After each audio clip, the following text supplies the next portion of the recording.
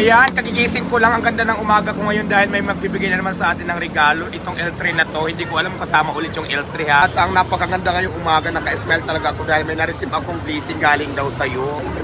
Ano? Galing kay Vice Ganda? Hello, maraming salamat.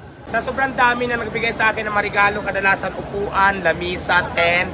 Kay madam naman kakaiba, tamang-tama, kailangan ko talaga to dito. Isa to sa mga requirements. So, Hi! Ngayon pag-uusapan natin mga kabilas, ang mga iba't ibang taong nagbibigay kay Diwata. Iba't ibang personalidad ang mga nagbibigay sa kanya. Mayroong normal lamang na tao, mayroong vlogger, mayroong mayayaman, mayroong artista. Ito yung sinasabi ko mga kabilas na kapag sikat ka, ginagawa kang inspirasyon at hinahangaan ng karamihan. Pero pansin nyo ba, na kapag hindi ka naman kilala, wala kang pera, wala naman pumapansin sa'yo, di ba? Tulad na lamang ni Diwata. Noong nasa ilalim pa siya ng tulay, nagtitinda lamang siya ng mga kung ano-ano pwede niya mapagkakitaan. May kangkong, may kindi, at kung ano-ano pang pwede niya maitinda sa daan.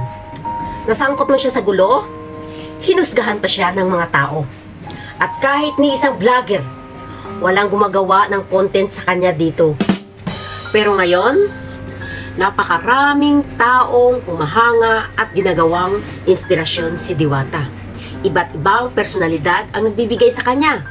May pera, may mga upuan, lamisa, mga gamit sa kanyang kainan. At kung ano-ano pa, ito ang matindi. Ang binigay sa kanya ni Miss Glinda de la Cruz na sasakyan niya. O diba? Mayroong mga mayayaman na bibigay sa kanya ng cash. Iba't ibang kumpanya na nakikipag-collab at nakikipag-endorse kay Diwata. Halos yata lahat nakita na natin ang mga binibigay nila kay Diwata. Ano pa nga ba ang hindi natin nakikita sa kanya na binibigay ng isang personalidad at ito ay hindi malayo na matanggap ito ni Diwata. Sa simula sa barya, sa 100, sa 1,000 at libu-libong mga pera at mga kagamitan, umabot na sa sasakyan ang binibigay nila kay Diwata. Ngayon meron akong nakita na post ni Rosmar Pamulaklakin. At ito ang inaabangan ng karamihan. Ang sabi ni Rosmar Pamulaklakin sa kanyang post, abangan. Dahil ang ibibigay ko kay Diwata ay hindi lamang for content only, kundi mapapakinabangan niya habang buhay niya. Dito ako na-excited dahil mayroon pa akong isang bagay na inaasahan na mayroong makapagbigay kay Diwata. Alam niyo kung ano yung nasa isip ko?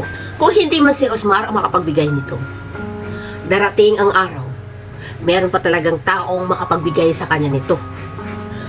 Sa palagay niyo, ano pa kaya ang mga bagay na hindi natanggap ni Diwata mula sa mga taong humahanga sa kanya at nakikisimpatya? Basta ako, ang inaabangan ko, ang ibibigay ni Rosmar dito kay Diwata. Feeling ko ganito.